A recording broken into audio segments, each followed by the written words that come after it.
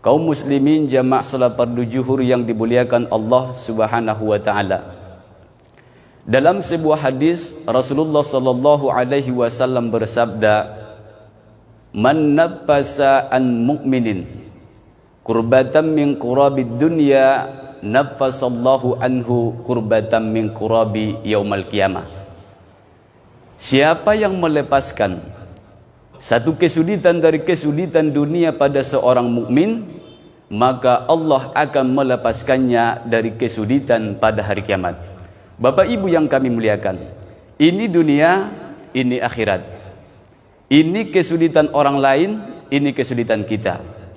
Nah, ketika kita mampu melepaskan kesulitan orang lain, kurbatan, satu kesulitan orang lain kita lepaskan, maka Allah akan lepaskan kita satu kesulitan di antara berbagai kesulitan pada hari kiamat di hadapan Allah Subhanahu wa taala.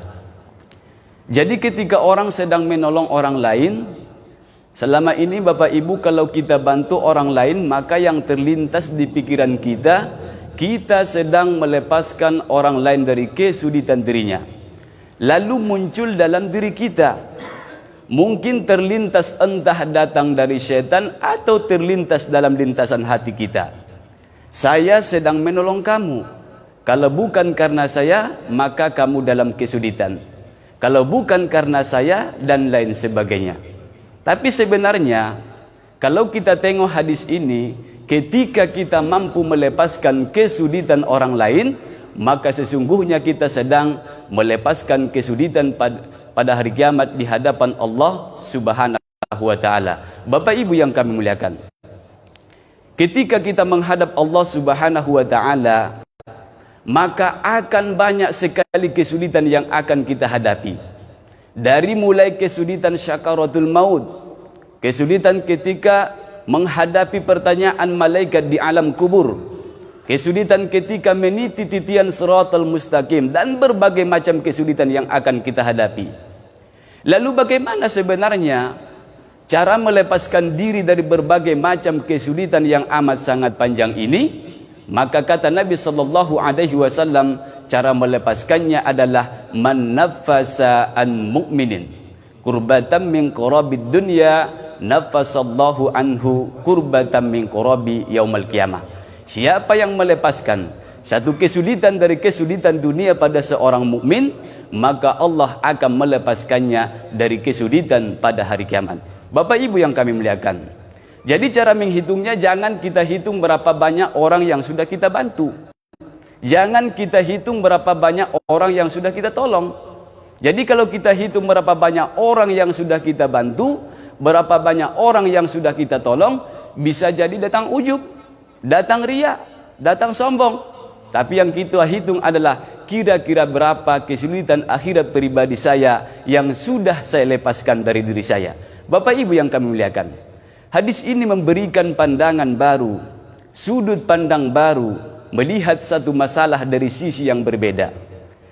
Selama ini kita melihatnya bahwa kita menolong orang lain, bahwa kita melepaskan kesulitan orang lain, bahwa kita meringankan beban orang lain. Tapi sebenarnya kita tidak sedang meringankan beban orang lain, tetapi kita sedang meringankan diri kita sendiri. Kita menghadapi berbagai macam kesulitan pada hari kiamat di hadapan Allah Subhanahu wa taala. Bapak Ibu yang kami muliakan, kenapa Allah tak buat kita ini semuanya senang? Kenapa Allah tak buat kita ini semuanya mampu? Sehingga kita bisa hidup nyaman hanya beribadah saja kepada Allah Subhanahu wa taala. Cukup dengan berzikir, membaca Al-Quran, dan banyak lagi ibadah ritual kepada Allah Subhanahu wa taala. Maka kita tengok, sesungguhnya Allah ingin menguji kita. Ketika kita sanggup mampu melepaskan beban orang lain, maka sesungguhnya kita sedang melepaskan beban kita pada hari kiamat di hadapan Allah Subhanahu wa taala. Bapak Ibu yang kami muliakan, begitulah cara Allah agar kita mampu berbagi kepada orang lain. Kalau kita membantu orang lain hanya dalam bentuk pribadi, Sifatnya tolong menolong secara pribadi. Mungkin banyak yang dapat kita bantu, banyak yang dapat kita tolong, tapi sifatnya person, individu. Oleh sebab itu saya yakin dan percaya selama ini Bapak Ibu yang dimuliakan Allah Subhanahu wa taala sudah membantu orang lain, tapi sifatnya person, individu. Tapi kalau kita membantu orang lain dalam bentuk kolektif, dalam bentuk berjamaah, insya Allah dampaknya pun akan lebih banyak buat orang lain. Oleh sebab itu Bapak Ibu yang kami muliakan, kita perlu memikirkan perbuatan yang banyak, perbuatan yang baik, tetapi dapat dikelola dengan baik. Itulah yang diingatkan oleh Rasulullah sallallahu alaihi wasallam, yadullah ma'al jamaah.